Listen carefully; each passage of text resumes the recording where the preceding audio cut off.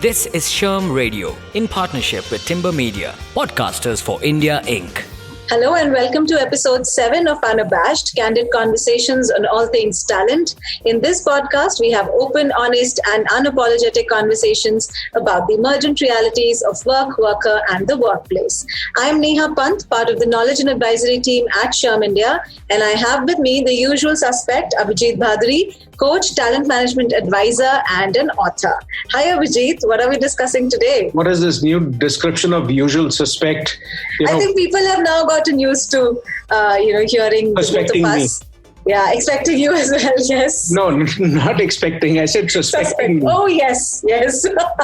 Perhaps they are. That's the. So, one of the questions that I just thought I'm going to ask you today is, I was reading about, Google, which is looking at 3 of the courses that they're offering, in data analytics, project management, and user experience design.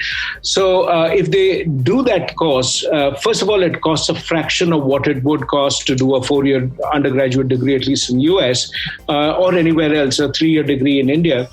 And they're really saying that if you are able to complete this program and you can apply for a job, if you are able to complete it, they could potentially be employed in Google. Or, they are saying that it could lead to a job at a minimum in US for $50,000, $60,000 a year. So one of the questions that really is worth looking at, does it mean that the undergraduate degree has lost its value? I mean, what do you think? That, does it mean that if you had a choice, would you go back to college and complete, 4 years, 3 years of college, and then maybe 2 years of post-graduation? If at the end of your school, at the age of 18, you were to get a job offer, by doing this 3-month program, think of the money you would save. Think of that opportunity and you would start earning from the age of 18. Is that a good thing to happen or it isn't? I wouldn't go back. I think I like the way the world is evolving today and how, we are experiencing this. Hang on. Let me ask you. So does it mean you would not go back to college or you would go back to college and still do those 3 + 2, 5 years? What would you do? I'm saying that I wouldn't want to go back to college and do those 3 + 2 years. Mm-hmm. I would much rather enroll myself in the courses that I'd like to pursue. So let's say if I go back in time and I just completed my 12th, if I knew, what I liked and, what my passions are, and let's say I want to figure things out, even if let's say I'm not very clear as to which direction I want to move into, but I certainly have certain interests, right? So I would like to explore let's say a language course, or I would like to explore a course in music, or, courses in psychology, or anything that interests me, right? And in that sense, I will perhaps also understand where, I feel the most excited about learning, where I enjoy that whole process of learning, and what are the subjects that I would want to study more, and the kind of job I'd like to do in future, right? So in that sense, what we are experiencing today, and I was reading this news item the other day, which said that India is experiencing a reskilling revolution. Now, what that means is that right now which means that we actually have very low level of skills, and therefore now we have to revolutionize and upgrade. So imagine if all of that university education that we have gathered in these many years, if it were not obsolete, if it were still holding good for us, we wouldn't have this revolution, would we? Right? That is because, Neha, you are assuming that the sole purpose of education is to be employable. Which, any case, as we know that, is pretty low number. I think that is one of the purpose too, right? I mean, you have to earn a living to, survive. So sure, I think that is one part of education. Of course, there's other aspect as well. Because unless you have the luxury that you don't necessarily need to look for work, everybody needs to look for work after, they're educated, which is a purpose. I want to be able to pay my own bills, right? I know, but before that, the whole question is also that that's not the only purpose. Skilling is not the only purpose. It's a very important part of the entire thing. But I also think that it creates a worldview. Education creates Absolutely. a worldview. I agree to that. But Neha, I would, so you said you would like to go back and take so many of these courses. I think that's an awesome idea, that you should be able to sort of do these courses. But I would put another caveat. And you know what I would like to do if I were to go back to college, that I would like to take those courses, but I would not like to be bound by the set of teachers that the college offers. Because, it's a bit like a CD or a music track, if you remember. I don't know if you were born when I was. These CDs. You've forgotten I'm a millennial with the mind of a Gen X. I didn't. I know. I mean, so like really. So you remember the CD. So you buy a CD which has got 12 tracks, and you actually like just one of them. The same thing happens in college. You go to a college. Absolutely. There might be one terrific, awesome professor, and then there's a whole range of professors who are either sort of, you're lukewarm towards or you're indifferent towards. Yep. Then in which case, I actually would like the flexibility and freedom that if those top-notch professors were to offer their courses, even if it's at a premium, think about it. People today still, they would be happy to go back and take a class with that person who teaches you the skill and gives you a view of the profession. I mean, so, a top-notch photographer. I would love to learn photography. No, absolutely. I would love to learn psychology from Adam Grant. I would love to learn about vulnerability from Brené Brown. Mr. Adam Grant, in case you're listening to this, the person who just said this, her name is Neha. So if you're looking for another student, this is the person to consider. I'm sure he's not looking for students. There are students. Announcement. I'm sure there are students thronging, his... virtual classes or in-person classes. To be able to, have access I to... know. See, that's the problem, right? If I want to learn from Adam Grant, why should I go to Wharton and do it? And I think the way things are moving, he's going to teach classes in this digital space. Anyone and everyone can take it, right? So if he did offer a class directly, imagine, and you had to pay, a pretty steep price, whatever that might be, depending on what he considers the right price. Would you spend money and go to that specific person and do the class? I mean, would you do that? If I can afford it, yes, I will. Okay, and it's interesting, Abhijit, that this is happening right now. And I was talking about this. There was this discussion around skilling that we were having, and I remember, one of the CEOs of the edtech firms did share with us that, the way the skills are evolving, people are ready to pay from their own pocket, to really take these courses. So it's not. These are people who perhaps have gotten laid off. Their organization is not, investing in them, but they are investing in themselves, right? So if that be the case, why not? And, in future, perhaps we pay for skills. So we take those courses which interest us and which somewhere also commensurate with the natural talents that we have. And if we were to take that route, then, of course, we will build on our strengths and we'll be able to excel and develop that deep expertise in one particular area that is of interest. And, whatever job we take up, then we will excel in that. Which fundamentally means that, now that, colleges, schools and everyone else is offering the classes online, it sort of begs this whole question that, would you pay the same, fee for an online class as you would for an in-campus experience? Do you think there should be a difference in pricing? And the reason why I'm asking is whether you buy a shirt online or whether you buy a shirt in the store, there isn't much of a difference in the price, So in case of education, why do we get so hung up and say that if it's not in the campus, I'm not going to, they may still need to, but people are not happy paying that same price if they have to go to take the classes online, because then it's like a free one of those classes on YouTube or Zoom that you could take, millions of webinars which are going on. So classroom doesn't look very different because what people are missing is the social aspect of learning. So do you think that's really worth that kind of fee? Is that what it is? And yet employability is a challenge. So, I would say yes and no. And it's a difficult question. It's a difficult question. I don't work in binary. Sorry? Are you an economist? Because they say that you never find a one-handed economist. They'll always say on one hand you have this, on the other hand you have this. I personally, I feel there is value, when you are together in a physical space. There is a lot more that you are gathering as a learner. Mm-hmm. As against a digital medium. So there may be this divide, yes. But I don't know, the world is evolving. Maybe, the lines are going to get blurred. But I still feel that, in person can have a tad bit premium, not a very steep one. Because rightly said, that kind of social learning that happens when you have people around you.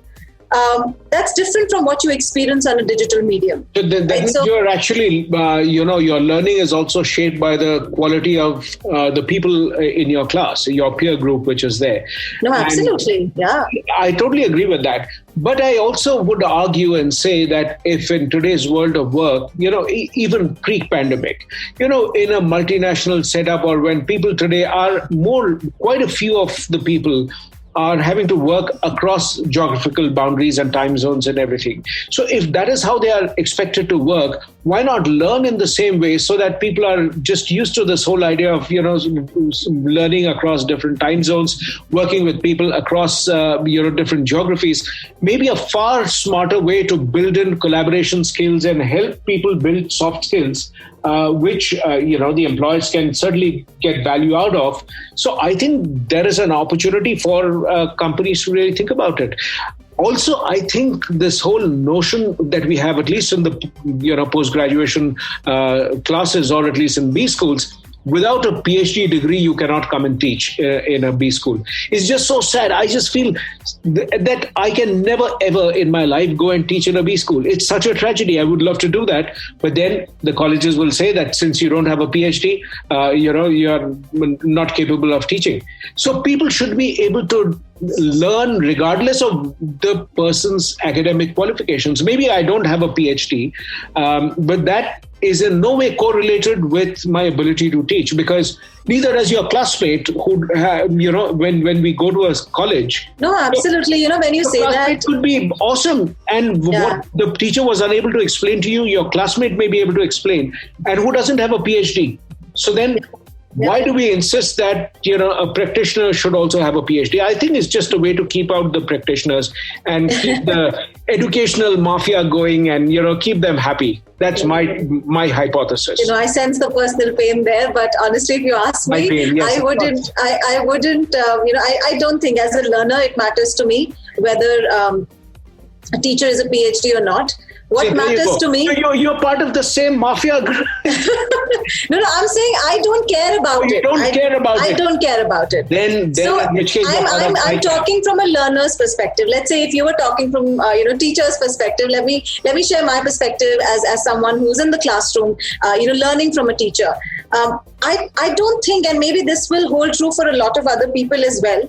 It doesn't matter what degree, what qualification you have, as long as the experience that a student gets with you enhances his or her learning. And it is joyful learning, so to say. I've had professors who, were experts in their domain, had all of these, degrees, post-graduation, PhD, or whatever you may, want to call it. But if you're not able to disseminate that knowledge, mm-hmm. It's of no use, right? It's aspect of communication that's very important as well.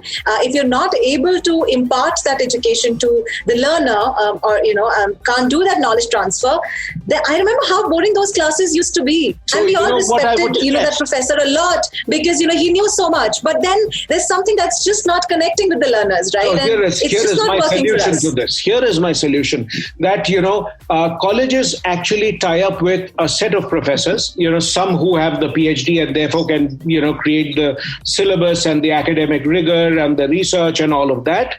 And then you also have a set of practitioners, and maybe the college would say there's the same class, so let's imagine I'm learning whatever, Psychology 101, and in which case I'm going to take 2 classes, from academics who are, the regular PhD professors, and I'm going to take, 2 equal number of classes from 2 people who are practitioners and sort of see Absolutely. how and it's so spot on, because just the other day, CEO of leading edtech company said the same thing, and this was a conversation that we were having with a bunch of industry practitioners, and that's what he ended up mentioning, that in the last 6 months, this is what has come up as a trend, that now it's easier for us to get academics, academicians, and the industry practitioners together, because the digital medium also allows for that to happen more seamlessly. Absolutely. Right? So, and if we could get that partnership right, then we may also be able to solve the skilling crisis in our country, and the whole employability aspect of it as well. So the colleges should now take a 2-year moratorium, stop teaching the classes, reinvent education. At least the B schools certainly, I think, need to do that, because the classes have no diversity. They are all, fairly unidimensional. And all of that, I think, can be addressed if we rethought this entire thing, except for the fact that we have to figure out a way that the teachers don't get impacted by this, because if students don't go to colleges for 2 years, it would impact the number of teachers that the college can employ. No, we would use the teachers for all of these courses that we are talking about, right? So, and there should be a rating system. Yes. Fantastic idea. So, I also think that that's a great way that the top. Yeah, if you're the highest rated teacher, just like, I go to a restaurant that's highly rated because it has such rave reviews. Teachers will have that reviews too, right? Today, doctors have those reviews. The person who's comparing the teaching person with the restaurant is actually Neha Pant, who's just said. No, that's not what I meant to say. Don't take my comment out of context. You know what I mean, right? So if somebody likes, you have to hear me out. So if somebody likes to learn from Abhijit Bhaduri, they should be able to endorse it, right? They should be able to rate you on their experience with you. Someone will have a good experience, someone may not. But for the rest of the folks who are in this process of making this decision, whether to take a class from Abhijit or not, they'll have some sort of a window to see, okay, what are other people saying? What has been their experience? I think the peer group rating actually makes a lot of difference. And, people who are very good at their craft need to be endorsed by the customer, whatever that is, and so, but many educationists don't quite agree that the student is the customer. So I think that we should keep for yet another time when we should debate that. Yes. Because I think that will be a long conversation. I know, and that's going to be a very, very long conversation, but as always, Neha, it's wonderful to talk to you. All right. On that note, let me bring this episode to a close. If you have a question or a query for us, do reach us at shyam.india@shrm.org. You can follow us on Twitter, LinkedIn, Facebook, and Instagram. And Abhijit is also available on all of these social platforms. Abhijit, if you'd like to share your email address with our listeners. Sure. You can send me an email at Abhijit Bhaduri, ABHIJIT @live.com. You can also follow me on Twitter, LinkedIn, and Instagram at Abhijit Bhaduri, ABHIJIT. So look forward to hearing from you, and thank you very much, Neha. We will catch you for another candid conversation very soon. Until then, stay unabashed. Thank you so much for listening. Bye-bye. Thank you. Bye-bye. This is Shyam Radio in partnership with Timber Media, Podcasters for India, Inc.